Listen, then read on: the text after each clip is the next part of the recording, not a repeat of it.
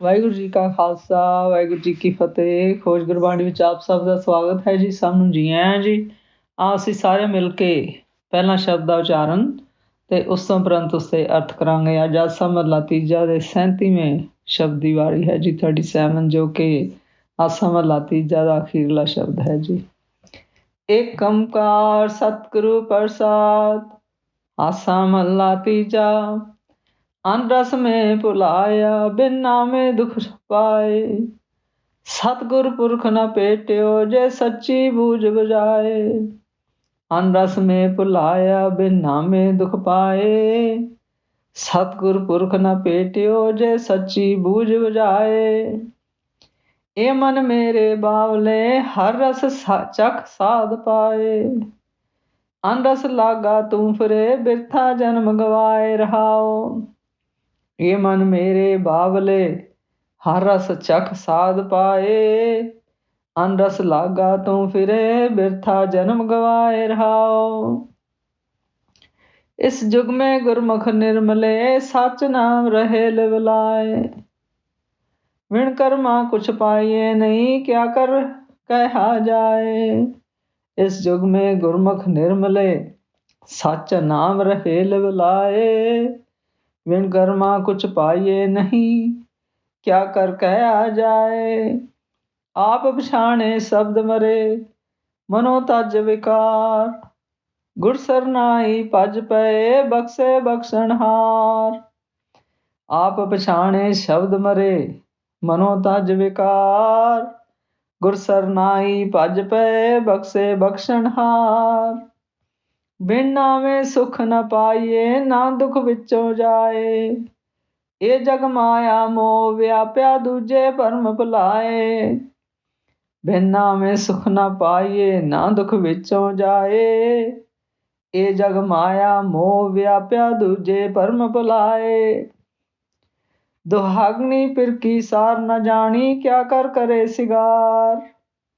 ਅੰਧਨ ਸਦਾ ਜਲਦੀਆਂ, ਫਿਰ ਸੇਜੇ ਰਵੇ ਨ ਬਤਾਰ। ਦੁਹਾਗਣੀ ਪਿਰਕੀ ਸਾਰ ਨ ਜਾਣੀ, ਕਿਆ ਕਰ ਕਰੇ ਸਿਗਾਰ। ਅੰਧਨ ਸਦਾ ਜਲਦੀਆਂ, ਫਿਰੇ ਸੇਜੇ ਰਵੇ ਨ ਪਤਾਰ। ਸੁਹਾਗਣੀ ਮੈਲ ਪਾਈਆ, ਸੁਹਾਗਣੀ ਮੈਲ ਪਾਇਆ, ਵਿੱਚੋਂ ਆਪ ਗਵਾਏ। ਗੁਰ ਸ਼ਬਦੀ ਸਿੰਗਾਰੀਆਂ, ਆਪਣੇ ਸਹਿ ਲਿਆ ਮਿਲਾਏ। ਆਪਣੇ ਸਹਿ ਲਈਆਂ ਮਿਲਾਏ। ਸੁਹਾਗਣੀ ਮੈਲ ਪਾਇਆ, ਵਿੱਚੋਂ ਆਪ ਗਵਾਏ। ਗੁਰ ਸ਼ਬਦੀ ਸਿੰਗਾਰੀਆਂ, ਆਪਣੇ ਸਹਿ ਲਈਆਂ ਮਿਲਾਏ। ਮਰਨਾ ਮਨੋ ਵਿਸਾਰਿਆ, ਮਾਇਆ ਮੋਹ ਗੁਬਾਰ। ਮਨ ਮੁਖ ਮਰ ਮਰਕ ਜੰਮੇ ਬੀ ਮਰੇ, ਜਮਦਰ ਹੋਏ ਖੁਆਰ। ਮਰਨਾ ਮਨੋ ਵਿਸਾਰਿਆ, ਮਾਇਆ ਮੋਹ ਗੁਬਾਰ। ਮਨ ਮੁਖ ਮਰ ਮਰ ਜੰਮੇ ਬੀ ਮਰੇ, ਜਮਦਰ ਹੋਏ ਖੁਆਰ। ਆਪ ਮਲਾਇਣ ਸੇ ਮਿਲੇ, ਗੁਰ ਸ਼ਬਦੀ ਵਿਚਾਰ। ਨਾਨਕ ਨਾਮ ਸਮਾਣੇ, ਮੁਖ ਉਜਲੇ ਤਿਸ ਸੱਚੇ ਦਰਬਾਰ। ਆਪ ਮਿਲਾਇਣ ਸੇ ਮਿਲੇ, ਗੁਰ ਸ਼ਬਦੀ ਸ਼ਬਦ ਵਿਚਾਰ। ਨਾਨਕ ਨਾਮ ਸਮਾਣੇ, ਮੁਖ ਉਜਲੇ ਤਿਸ ਸੱਚੇ ਦਰਬਾਰ। ਇਸ ਸ਼ਬਦ ਵਿੱਚ ਗੁਰੂ ਜੀ ਆਖਦੇ ਹਨ ਕਿ ਮਾਇਆਵੀ ਵਿਸ਼ੇ ਵਿਕਾਰਾਂ ਵਿੱਚ ਲੀਨ ਜੋ ਮਨਮੁਖ ਹਨ, ਉਹ ਸਤਿਗੁਰ ਰੂਪ ਗੁਰਸ਼ਬਦ ਗੁਰਬਾਣੀ ਨਾਮ ਨੂੰ ਨਹੀਂ ਸਮਝਦੇ ਜੀ। ਜਿਸ ਕਰਕੇ ਉਹਨਾਂ ਨੂੰ ਵਾਸਤਵਿਕਤਾ ਦਾ ਆਪਣਾ ਗਿਆਨ ਨਹੀਂ ਹੁੰਦਾ ਜੀ। ਫਿਰ ਗੁਰੂ ਜੀ ਆਖਦੇ ਹਨ, ਪਰਮੇਸ਼ਰ ਹਰ ਤੇ ਗੁਰਸ਼ਬਦ ਗੁਰਬਾਣੀ ਨਾਮ ਤੋਂ ਬਿਨਾਂ ਮਨੁੱਖਾ ਜਨਮ ਜੋ ਹੈ ਉਹ ਵਿਅਰਥ ਜਾਇਆ ਹੀ ਕਰ ਲਈਦਾ ਹੈ ਜੀ, ਵਿਅਰਥ ਹੀ ਗਵਾ ਲਈਦਾ ਹੈ ਜੀ। ਫਿਰ ਗੁਰੂ ਜੀ ਆਖਦੇ ਹਨ ਕਿ ਪਰਮੇਸ਼ਰ ਦੀ ਮਿਹਰ ਤੋਂ, ਕਿਰਪਾ ਤੋਂ ਬਿਨਾਂ ਉਸਨੂੰ ਪਾਇਆ ਨਹੀਂ ਜਾ ਸਕਦਾ ਜੀ। ਫਿਰ ਗੁਰੂ ਜੀ ਆਖਦੇ ਹਨ, ਗੁਰਸ਼ਬਦ ਗੁਰਬਾਣੀ ਨਾਮ ਤੋਂ ਬਿਨਾਂ ਸੁੱਖ ਪ੍ਰਾਪਤ ਨਹੀਂ ਹੁੰਦਾ ਜੀ। ਇਹ ਸੰਸਾਰ ਜਗਤ ਜੋ ਹੈ ਮੋਹ ਮਾਇਆ ਦੇ ਮੋਹ ਵਿੱਚ ਮਗਨ ਹੋਣ ਕਰਕੇ ਆਤਮਿਕ ਸੁੱਖ, ਆਤਮਿਕ ਗਿਆਨ ਨਹੀਂ ਮਾਣ ਸਕਦਾ ਜੀ। ਮਨਮੁਖ ਪਰਮੇਸ਼ਰ ਪ੍ਰਾਪਤੀ ਦਾ ਆਨੰਦ ਨਹੀਂ ਮਾਣ ਸਕਦੇ ਜੀ, ਕਿਉਂਕਿ ਉਹ ਵਿਸ਼ੇ ਵਿਕਾਰਾਂ ਵਿੱਚ ਲੀਨ ਹਨ ਜੀ, ਅਤੇ ਉਹ ਆਵਾਗਮਨ ਦੇ ਚੱਕਰ ਵਿੱਚ ਪੈ ਰਹਿੰਦੇ ਹਨ ਜੀ, ਭਾਵ ਜਨਮ ਮਰਨ ਦੇ ਚੱਕਰ 'ਚ ਪੈ ਰਹਿੰਦੇ ਹਨ ਜੀ। ਫਿਰ ਗੁਰੂ ਜੀ ਕਹਿੰਦੇ ਹਨ, ਗੁਰਮੁਖ ਸਾਧਕ ਆਪਾ ਭਾਵ ਖਤਮ ਕਰਕੇ, ਭਾਵ ਆਪਣੇ ਹਉਮੈ ਹੰਕਾਰ ਖਤਮ ਕਰਕੇ ਪਰਮੇਸ਼ਰ ਦੀ ਦਰਗਾਹ ਵਿੱਚ ਆਪਣਾ ਠਿਕਾਣਾ ਪ੍ਰਾਪਤ ਕਰ ਲੈਂਦੇ ਹਨ ਜੀ। ਇਹ ਸੱਚ ਹੈ ਜੀ ਕਿ ਜਿਨ੍ਹਾਂ ਨੂੰ ਪਰਮੇਸ਼ਰ ਆਪਣੇ ਨਾਲ ਆਪ ਮਿਲਾਉਣਾ ਚਾਹੁੰਦਾ ਹੈ ਜੀ, ਉਹੀ ਗੁਰਮੁਖ ਮਿਲ ਸਕਦੇ ਹਨ ਜੀ, ਅਤੇ ਪਰਮੇਸ਼ਰ ਦੇ ਸੱਚੇ ਦਰਬਾਰ ਵਿੱਚ ਉਹਨਾਂ ਦਾ ਮੁਖ ਉਜਲਾ ਹੁੰਦਾ ਹੈ ਜੀ, ਅਤੇ ਉਹ ਸ਼ੋਭਾਸ਼ਾਲੀ ਹੁੰਦੇ ਹਨ ਜੀ, ਗੁਰਮੁਖ ਹੁੰਦੇ ਹਨ ਜੀ। ਸੋ ਗੁਰੂ ਜੀ ਆਖਦੇ ਹਨ ਕਿ ਮਨਮੁਖ ਜੀਵ ਹੋਰ ਰਸਾਂ ਵਿੱਚ, ਭਾਵ ਵਿਸ਼ੇ ਵਿਕਾਰਾਂ ਵਿੱਚ, ਭੋਗਾਂ ਵਿੱਚ ਆਪਣੇ ਅਸਲ ਨੂੰ ਭੁੱਲੇ ਹੋਏ ਹਨ ਜੀ, ਅਤੇ ਉਹ ਗੁਰਸ਼ਬਦ ਗੁਰਬਾਣੀ ਨਾਮ ਤੋਂ ਬਿਨਾਂ ਦੁੱਖ ਪਾਉਂਦੇ ਹਨ ਜੀ। ਸਤਿਗੁਰ ਪੁਰਖ ਉਹਨਾਂ ਮਨਮੁਖਾਂ ਨੂੰ ਨਹੀਂ ਮਿਲਿਆ ਜੀ। ਗੁਰੂ ਜੀ ਆਖਦੇ ਹਨ, ਜੋ ਸੱਚੀ ਸੂਝ ਕਰਾਉਂਦਾ ਹੈ ਉਹਨੂੰ ਮਿਲੇ ਹੀ ਨਹੀਂ ਜੀ। ਫਿਰ ਗੁਰੂ ਜੀ ਆਖਦੇ ਹਨ, ਹੇ ਮੇਰੇ ਭਾਵਨੇ ਮਨ, ਪਰਮੇਸ਼ਰ ਹਰ ਰਸ ਜੋ ਹੈ, ਹਰ ਰੂਪ ਗੁਰਸ਼ਬਦ ਗੁਰਬਾਣੀ ਨਾਮ ਨੂੰ ਚੱਖ ਕੇ ਇਸ ਜੀਵਨ ਦਾ ਸਵਾਦ ਮਾਣ ਲੈ ਜੀ, ਜੋ ਕਿ ਸਾਰੇ ਹੋਰਨਾਂ ਰਸਾਂ ਵਿੱਚੋਂ ਕੀਮਤੀ ਅਨਮੋਲ ਰਸ ਹੈ ਜੀ। ਫਿਰ ਗੁਰੂ ਜੀ ਆਖਦੇ ਹਨ, ਆਪਣੇ ਕੀਮਤੀ ਮਨੁੱਖਾ ਜਨਮ ਨੂੰ ਵਿਅਰਥ ਵਿੱਚ ਕਿਉਂ ਗਵਾ ਰਹੇ ਹੋ ਜੀ, ਰਹਾਓ।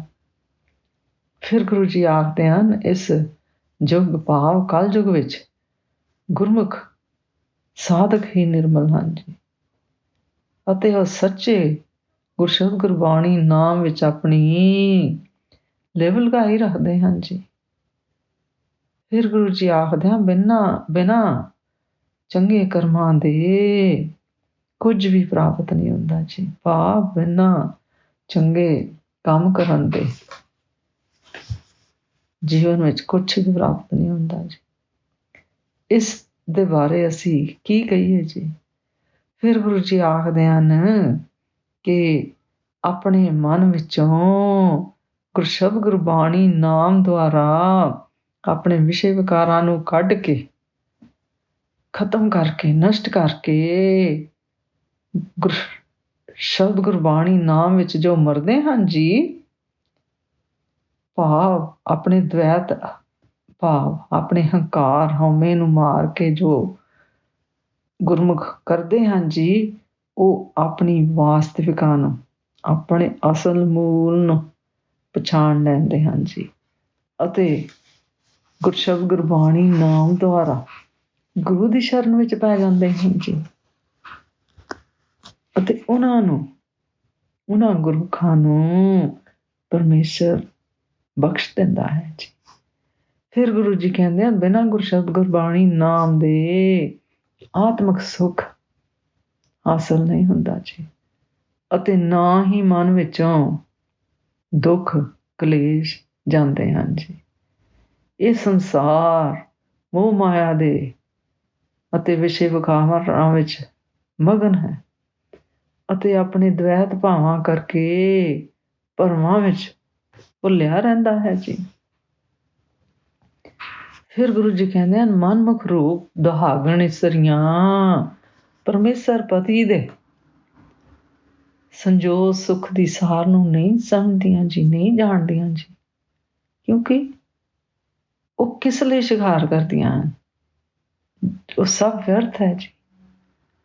ਉਹ ਹਰ ਰੋਜ਼ ਵਿਸ਼ੇ ਵਿਕਾਰਾਂ ਵਿੱਚ ਹਮੇਸ਼ਾ ਸੜਦੀਆਂ ਹਨ ਜੀ, ਅਤੇ ਸੇਜ ਉੱਤੇ ਉਹਨਾਂ ਨੂੰ ਪਤੀ ਮਾਣਦਾ ਹੀ ਨਹੀਂ ਹੈ ਜੀ।